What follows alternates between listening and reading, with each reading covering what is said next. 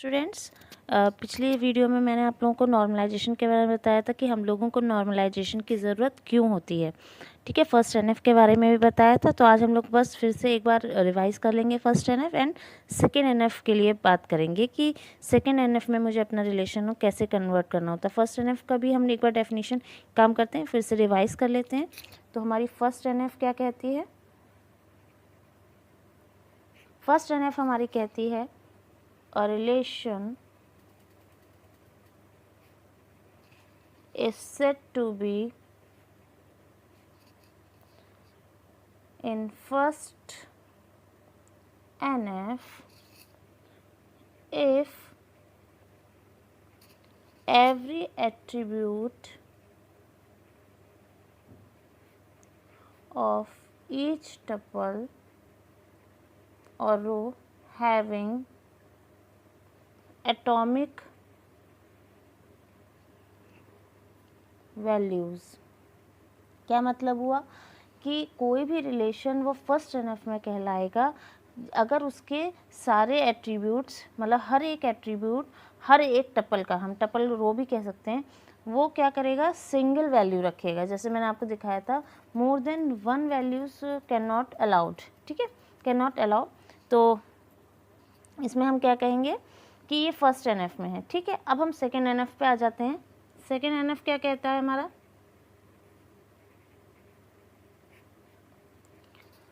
Second NF कहता है हमारा uh relation is said to be in second NF if, यहाँ पे दो कंडीशंस आपकी आ जाती हैं। पहली, a relation R is in first NF। पहली तो हमारी ये कंडीशन होनी चाहिए। सेकंड क्या कहता है? all non prime attributes in R are fully functionally dependent on candidate की और प्राइमरी की। हम देखिए यहाँ पे बात आ जाती है कैंडिडेट की पे भी। कई लोग आपको बुक्स में मिलेगा कि हम कैंडिडेट की को यूज़ कर रहे हैं और प्राइमरी की का भी यूज़ करने में मिलेगा कि प्राइमरी की यूज़ कर रहे हैं। हम जनरली अगर डेफिनेशन की बात करें तो वो कहता है कि all non prime attributes in are fully functionally dependent on any की ऑफ आर। एनी की ऑफ आर मीन्स चाहे वो प्राइमरी की हो, चाहे वो आपकी कैंडिडेट की हो। ठीक है, तो डिफरेंस क्या है प्राइमरी की और कैंडिडेट की में? कि कोई भी प्राइमरी की हम कह सकते हैं कि वो एक कैंडिडेट की होती है, लेकिन हम ये नहीं कह सकते कि कैंडिडेट की है तो इसलिए वो प्राइमरी की भी होगी। ठीक है, क्योंकि कैंडिडेट की can exist more than one in a single table. ठीक है, टेबल मीन्स रिलेशन। आपकी कैंडिडेट की कई सारी हो सकती, एक भी हो सकती है, दो हो सकती, तीन, मतलब कई हो सकती, मोर देन वन हो सकती हैं आपकी एक रिलेशन में। तो प्राइमरी की का क्या होता है हमारा कि भाई आपका सिर्फ एक ही होगी प्राइमरी की। किसी भी रिलेशन में प्राइमरी की more than one can not exist. ठीक है, तो हम ये वाली कंडीशन रखते हैं। तो हम किसी एक कैंडिडेट की को क्या बना लेते हैं, प्राइमरी की, कि हमें क्या, कौन सी प्राइमरी की हमें बनानी है। ठीक है, तो ये डिफरेंस हो गया। या हम एक ले सकते हैं कि प्राइमरी की जो है आपकी नॉट नल आपका कंस्ट्रेंट को फॉलो करती है कि भाई प्राइमरी की कभी भी उसका जो आपकी वैल्यूज़ होंगे कभी नॉट नल नहीं हो सकता, नल नहीं हो सकता है ना, कोई ना कोई वैल्यू हमें इंसर्ट करानी। लेकिन कैंडिडेट की में हाँ हम ये कर सकते हैं कि अपना कोई भी वैल्यू जो है नल हो सकती है। ठीक, तो ये डिफरेंस हो गया। तो यहाँ पे हम चाहे कैंडिडेट की करें या प्राइमरी की करें तो डिफरेंस आप लोगों को समझ में आ गया कि डेफिनेशन में आप बता सकते हैं। तो हम जनरली कैंडिडेट की का यूज़ कर लेंगे। ठीक, अब यहाँ पे आ जाता है prime and non prime attributes. तो prime and non prime attributes का क्या मतलब है कि देखिए सपोज कर लीजिए कोई रिलेशन है,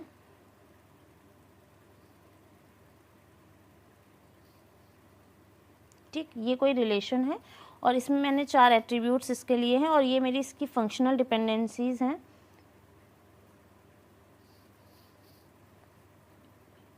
ठीक है, तो ये क्या है, एक कोई आर क्या है रिलेशन, और ये उसके ABCD मैंने कोई एट्रीब्यूट्स ले लिए, और ये जो है मेरी FDs हैं, मतलब फंक्शनल डिपेंडेंसीज। तो हम इसको कैसे पढ़ते हैं, B is functionally dependent on AC, या हम पढ़ेंगे D functionally dependent on C। ठीक है, या हम कह सकते हैं AC टेंड्स टू B या AC tends to D। Means आप क्या मतलब होगा इसका कि हम इससे लेफ्ट हैंड साइड वाले से हम राइट हैंड साइड वाले को आइडेंटिफाई कर सकते हैं। एक चीज़ और मैंने यूनिकली आइडेंटिफिकेशन प्राइमरी की और कैंडिडेट की दोनों किस लिए यूज़ की जाती हैं हमारी, आप अपने टपल में अपने रिलेशन में यूनिकली आइडेंटिफिकेशन कर सकें किसी भी टपल के लिए। ठीक है, और हर एक एट्रीब्यूट उसको एक्सेस कर सकें।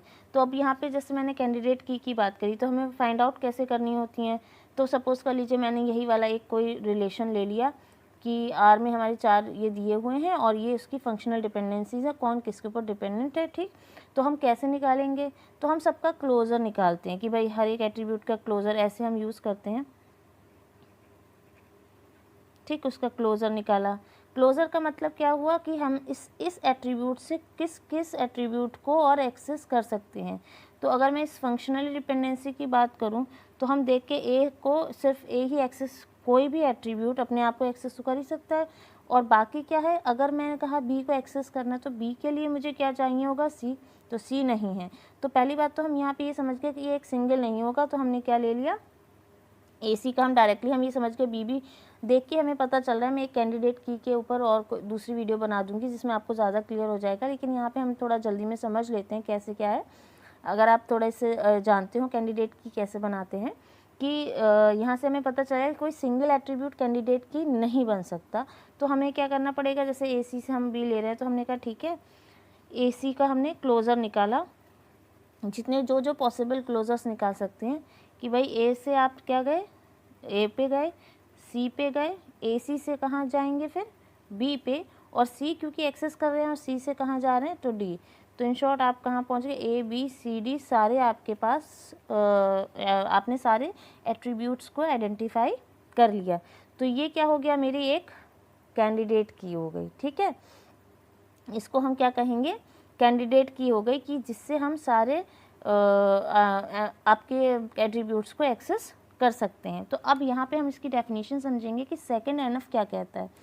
सेकंड NF कहता है कि पहली चीज़ तो हमारी फर्स्ट NF में हो रिलेशन जो हम जिसके लिए बात कर रहे हैं, और सेकंड है कि भाई ऑल नॉन प्राइम, हाँ अब इसमें हमने प्राइम और नॉन प्राइम की बात कर रहे थे कि प्राइम एट्रीब्यूट्स कौन हुए, कि जो पार्ट ऑफ अ की हो या की हो। ठीक, और नॉन प्राइम जो कि आपका पार्ट ऑफ अ की और की ना हो। जैसे यहाँ पे हम देखें, यहाँ मैंने AC क्या बनाई है आपकी, एक कैंडिडेट की हो गई।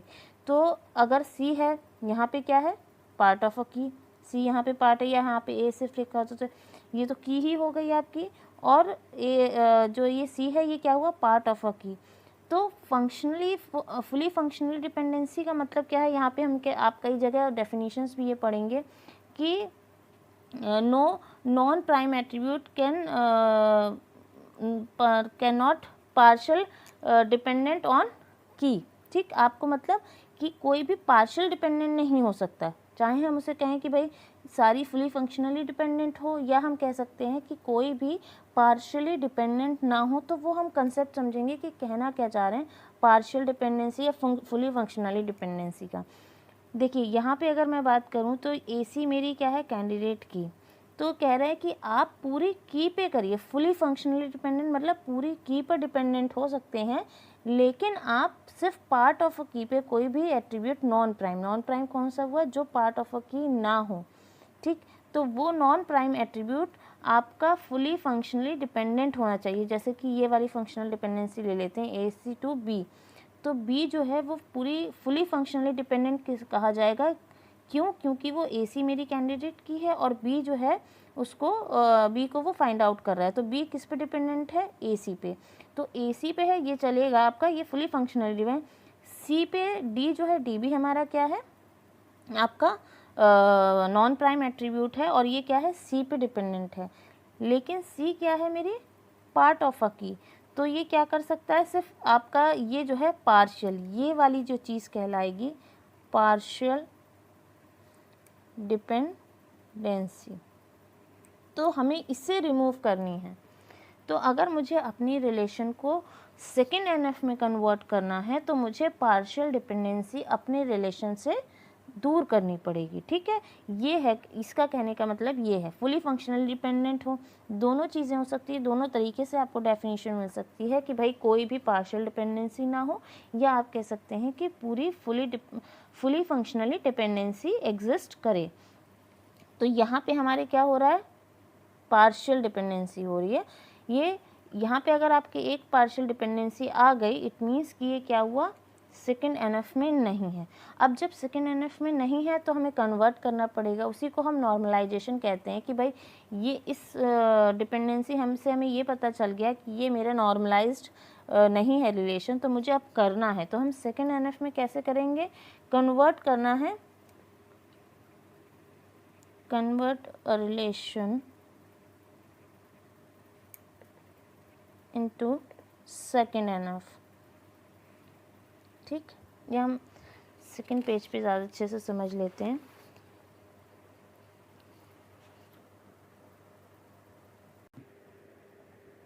देखिए, ये एक मैंने एक रिलेशन लिया है, हमने एग्जांपल समझने के लिए कि हमें अपने किसी भी रिलेशन को अगर कन्वर्ट करना है तो हम कैसे करेंगे, उसको कन्वर्ट कैसे करेंगे, ठीक है। तो देखिए यहाँ पे जैसे हम निकालेंगे, जैसे ABCD लेकर के हम लोग बना लेते हैं एट्रीब्यूट्स, वो ज़्यादा इजी होते हैं। एक मैंने ले लिया है कि भाई एक टेबल अगर मुझे डेटाबेस में, सपोज कर लीजिए ये एक मेरी कोई रिलेशन है, आर से मैंने इसे डिनोट कर दिया, और ये इसके एट्रीब्यूट्स हैं SSN, P number, E name, आर्स और P name and P location, ठीक है। कोई रिलेशन है, एम्प्लॉय प्रोजेक्ट नाम को मैं आर से डिनोट, और ये मेरी क्या दी हुई है, फंक्शनल डिपेंडेंसीज, ठीक, जो दी हुई हैं।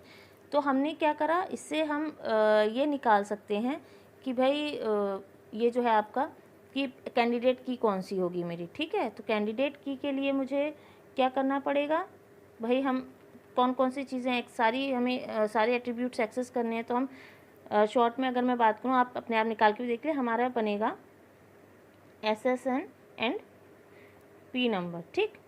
तो ये मेरी क्या हो गई, कैंडिडेट की, ये क्या है मेरी कैंडिडेट की, मैंने इसे मान लिया, ठीक है। अब इसको मुझे, अब मैं ये देखूंगी क्या इसमें एग्जिस्ट कर रही है मेरी फुली फंक्शनल डिपेंडेंसी है या पार्शियल डिपेंडेंसी है, ठीक। तो इसमें हमने क्या करा, देखा कि भाई ये SSN, ये तो यहाँ पे चलो ये ठीक है, यहाँ पे आप जो भी हमारा नॉन प्राइम एट्रीब्यूट है वो की पर डिपेंडेंट है। यहाँ पे हम आए तो यहाँ देखा ये SSN हमारा क्या, पार्ट ऑफ अ की, तो ये आपका पार्शियल डिपेंडेंसी में आ गई, ये आपकी क्या है, पार्शियल डिपेंडेंसी। ये क्या है, P नंबर भी मेरा एक क्या पार्ट ऑफ की, तो ये भी क्या है, पार्शियल डिपेंडेंसी। ये फुली फंक्शनल डिपेंडेंसी नहीं है, FFD नहीं है, ठीक। ये है बस एक FFD, हम कह सकते हैं फुली फंक्शनली डिपेंडेंट, क्लियर। तो अब हम इसे कन्वर्ट कैसे करेंगे, तो एक चीज़ समझ लीजिए, सबसे पहले हम ये देखेंगे कि जो हमारा कैंडिडेट की है, पहले हमने एक रिलेशन उठाया, हमने देखा ये किसको एक्सेस कर पा रहा है, आर्स को, तो हमने कहा ठीक है, हमने SSN, P नंबर और आर्स की एक अलग टेबल बना दी। हम इसे डिकम्पोज कर रहे हैं, ये बात समझिएगा, हम अपने रिलेशन को डिकम्पोज कर रहे हैं जिससे कि ये जो पार्शियल डिपेंडेंसी थी वो रिमूव हो जाए। तो एक टेबल मेरी सपोज कर लीजिए R1 जो है ये बन गई, इसमें क्या क्या आ जाएंगे आपके SSN, P नंबर एंड आर्स, ठीक। अब कौन सी बनेगी, आपने कहा भाई ये प्रॉब्लम कौन सी हो रही थी इन दोनों में कि SSN किसको आपको एक्सेस कर रहा है, ई नेम को, तो ठीक है, हमने कहा ठीक SSN और ई नेम की हम अलग बना दे रहे हैं। तो जब हमने इसको पूरा रिलेशन अलग बना दिया तो अब कहीं से भी आपका ये R2 हो गया और SSN और ई नेम का एट्रीब्यूट्स एक्सेस कर रहे हैं, ठीक है। तो ये अलग बन गई। अब तीसरी जो डिपेंडेंसी हमारी दी हुई है, P number, P name, P location, ठीक, इस पे हमने एक बना दी। तो ये टेबल बन गई, ये मेरी क्या हुई R3 और इसमें सारे एट्रीब्यूट्स ही आ जाएंगे। ठीक, तो एक चीज़ और ध्यान रखिएगा कि हमें अपनी हमेशा कैंडिडेट की एक टेबल ज़रूर बनाते हैं, लेकिन जो कि हम बना चुके हैं, हम बार बार नहीं बनानी एक ही एट्रीब्यूट SSN और P नंबर। ठीक है, तो वो हम ऑलरेडी ले चुके हैं, उसकी एक बन चुकी है। बाकी में हम क्या करेंगे, जैसे ये क्या है आपका, यहाँ प्राइमरी की है, ये तो हमारी पूरी वो है, एक आपका क्या है कैंडिडेट की हमने इसमें बनाई थी। ठीक, इसमें आप क्या करेंगे, इसको या हम इसमें P नंबर जो है SSN को हम यहाँ पे प्राइमरी की, यहाँ फॉरेन की बना ली। ठीक है, ये यहाँ पर आपकी यहाँ पे P नंबर प्राइमरी की है, यहाँ पे इसको फॉरेन की बना ली। ठीक, तो आप इसको एक्सेस कर सकते हैं कहीं पे भी। तो ये क्या हुआ मेरा डिकम्पोजिशन। ठीक, एक रिलेशन से 3 हमने रिलेशन बना लिए, और लेकिन हमारे फ़ायदा क्या हुआ कि एक तो डुप्लीकेसी चली जाएगी, हमने अपने इसको सेकेंड NF में कर लिया। ठीक है, और जो प्रॉब्लम्स थी उसको रिमूव कर दिया। हमने कहा कि अब हम ये कह सकते हैं कि ये जो रिलेशन है, डिकम्पोज जो रिलेशन है, वो हमारा किस में आ चुका है, सेकेंड NF में। ठीक है, तो आई होप आप लोगों को समझ में आया होगा क्लियरली कि सेकेंड NF क्या है। अब इसके बाद मैं आप लोगों को थर्ड NF एंड BCNF के लिए बताऊँगी। ठीक, थैंक यू।